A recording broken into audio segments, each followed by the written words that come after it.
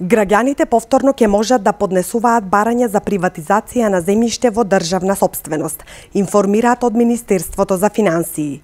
Со измените на Законот за приватизација и закуп на градежно земјиште во државна сопственост се даваат дополнителни 3 години рок, односно можност барањата да се поднесуваат до 31 декември 2021 година.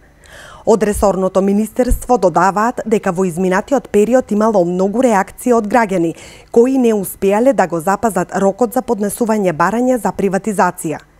Станува збор за граѓани кои живееле во странство, но и граѓани кои живеат во земјава, а не успеале да поднесат барање во рокот. Бидејќи се продолжува рокот за поднесување барања, се пролонгираат и примените на одредбите за закуп, односно се одложува утврдување на кирија за оние кои нема да го приватизираат земјиштето, се вели во соопштението од Министерството за финансии. Исто така се продолжува и рокот за барање за промена на барателот на приватизација на градежно земјиште.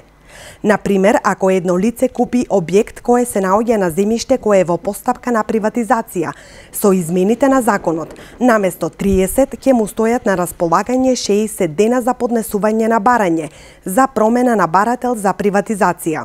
Досегашната примена на законот покажала дека рокот од 30 дена е прекраток, па со измените се излегува во пресрет на граѓаните.